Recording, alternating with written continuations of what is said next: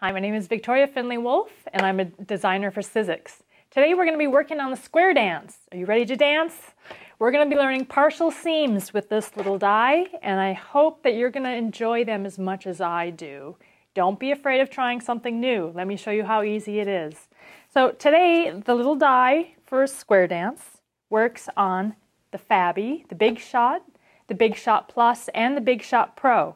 Also, whichever pads that you have can work with the dies. There's various sizes and colors that Sizzix sells. Today I'm just going to use the one that fits the die the closest, and I'm going to work with my Big Shot Pro. So it's fun that we're able to use the die on many different machines. So let's go ahead and start cutting out some fabric. So I've got my die, got a few pieces of fabric here I'm going to lay on. I can cut up to 8 layers at a time. Get this guy through there. Now I already have a few pieces cut out that I want to work with today. You'll notice that I have some that are squares, a larger square, and I also have some that are cutting the smaller shape squares, because there's 2 different ways that we can use this die. So my sample that I'm going to start with here is showing the half or quarter rectangles. I guess you could call them a half rectangle. Showing how we're going to sew those together, and we also have the little 4 patches. So the little squares will sew together to make little 4 patches. So you have the option of using a full square in the center or using the little 4 patches. So what does a partial seam mean? What it means is we're going to start by sewing our center square onto one of our half rectangles. And you're going to sew and you're going to stop at about 1 inch and leave that unsewn so that we can then add on the second seam and sew that also to about 1 inch. So then we go back and we finish sewing it. And I'm going to walk you through that so you learn that it's not hard to do, and you get a lot of really fun results with this block. Okay, so let's start sewing. First we'll do the little 4 patches. Okay, I have some pinks and maroons already set here. I'm going to do the 2 different little colors because I think that looks really nice. It'll look good with my block. And I can plan these all out ahead of time, and I can sew them, chain piece them, get them all done in one go.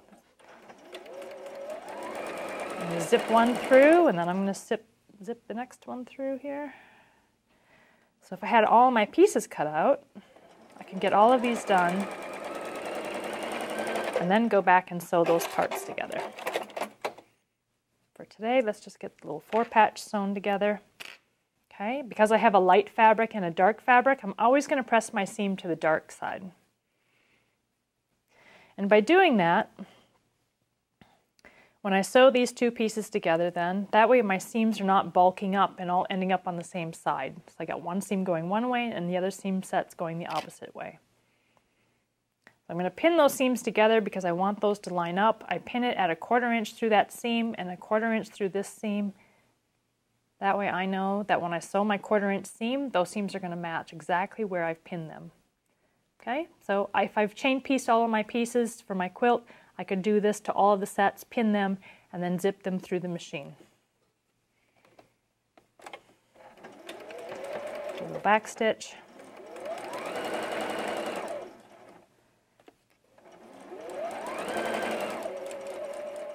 And there's my little 4 patch. So on the back then, on that final seam, I can either open that seam up or press it to the side. I prefer to open those up and just finger press those. I just find that the whole seam will lay much flatter if I just keep that open. Okay, so now I have the option on my block. I can either put the whole square into the inside, or I could even put the little 4 patch to the inside. For today, let's go for contrast. I like all that color, so let's sew those together. Okay, so I lay the block out ahead when I'm going to sew these because you can get confused about which way these pieces need to lie. So as long as I'm looking at it, I can see how I want to sew these together. On the first pieces of the partial seams, I'm going to look at it as a diagonal. I have these 2 in this corner and these 2 on the opposite corner. Okay, so these 2 are going to be partial seams, these 2 will be full seams. Now let me show you how we do that. Right sides together so I can see how to line them up. I'm going to sew from the beginning of my fabric, and I'm going to stop 1 inch before I get to the end. 1/4 inch seam, do a little back stitch. I just make note where I need to stop.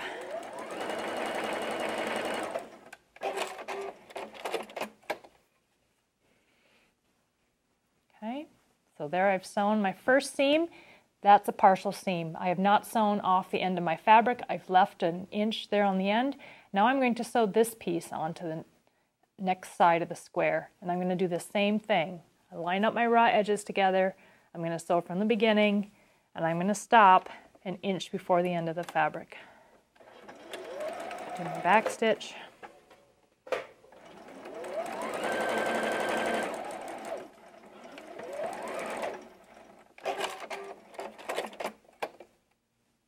And each time I do this, I'm pressing the seams to the dark, going to the dark fabric, so they're going to the outside.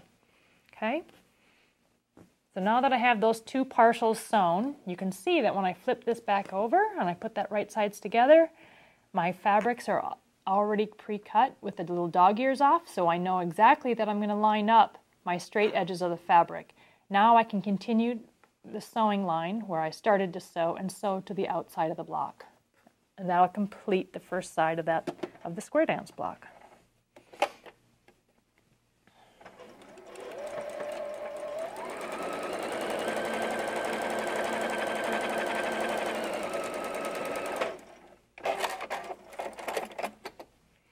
So I've finished that first seam. I'm going to give that a finger press my seams to the outside. This one I'm going to leave for a second. I'm not going to sew that one down yet. I'm going to move over to the diagonal. Now I can sew this as a full seam, and then after I sew that on, I can sew this on as a full seam. And then at last, I'll sew this one and finish that last partial seam. So let's leave that side for a moment. Let's put this right sides together and sew from one end to the next. You can see again the dog ears makes so you know exactly where to line up your fabrics. You can put a pin in there if you need to. I'm going to just line up my raw edges because I know I don't need to pull my fabric. I'm just letting the machine take the fabrics through and sew my straight seam.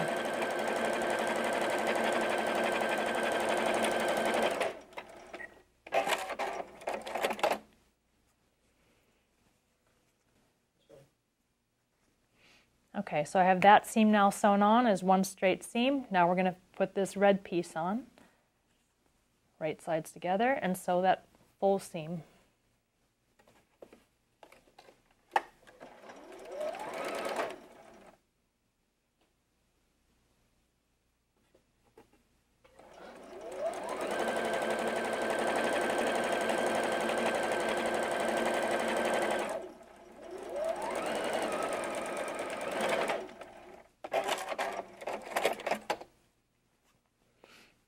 Again, laying it out, I'll finger press it, but you should be pressing it with the iron. Now you can see there's my last partial seam.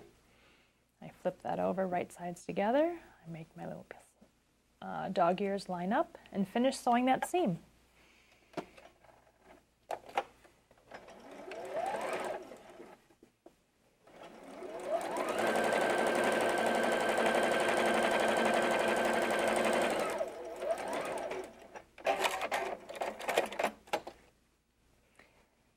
And there we have the square dance block all sewn together.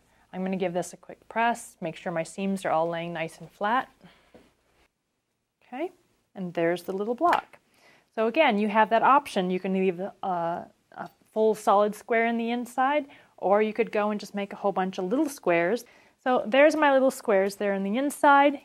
I used a red and a blue as a contrasting color. I let the blue every time I make it, that they're going vertical inside the quilt, and you'll see that they kind of twist and they're doing their little dance.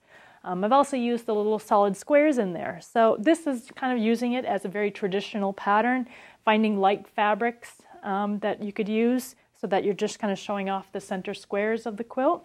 Then I also wanted to take a few minutes just to show you all the different variations that you can do with color placement within this block. I'm clearly having a lot of fun with these. I love scrappy quilts, so just by cutting as many different fabrics as I want, sewing them together, but keeping it consistent here, just using the hot pink in the inside is just a nice little play on the color. What if you just want the little dancing squares to happen? So if you use a white fabric all the way around the outside of them, you're going to have all these little squares dancing in the inside of your quilt, really focusing on that negative space. 3 fabrics, a solid with a print and a white in the center. What you'll see is the pattern, depending on how you lay the pieces together. On this one, every time my blocks line up, I'm getting this little kite shape that lines up together. That's doing that as well here on the prints in this layout. But the solids, when they come together, because of the way that I've laid them, if you're using the positive and the negative version when you're cutting your fabrics, here the solids are going to make a rectangle when they line up. So another version that you can do, just using 2 color fabrics. So using a dark blue and using a print fabric, if I continue this pattern and I always have these sections lying together, you're going to get this kind of a kite shape that has little arms that are going to keep repeating just by using the 2 different fabrics. So it just completely changes the layout and the look of this quilt. And just one more little sample of just how you can play with different variations of fabrics to get so many different designs, all through playing with the square dance block. Okay, so this is another version of my square dance block. Looks totally different, right? Exact same block, but looking at the color placement. So here we have the traditional version, right? Being able to see the different parts of the block. And this time, really playing with the color and the options, but some of the fabrics that I'm choosing to finish off my square are going to be white, so that I'm accenting the portions that I want in this sort of 3-dimensional looking version. So by picking 2 color cottons that are similar in shade but not quite the same, I'm able to get that 3-dimensional shape where those 2 pieces are coming together to make that kite shape. Okay, and then finishing off the block, as you can probably still see here, right? There's my traditional block right there in the inside, but by playing with that negative space gives me a completely different look. And that is the way that I love to work, is mixing, looking at traditional blocks and then looking at what information is there that I can take out or add in to give yourself 2 completely different looks and lots of different options with my dies. So go and play with a square dance. I can't wait to see what you can come up with.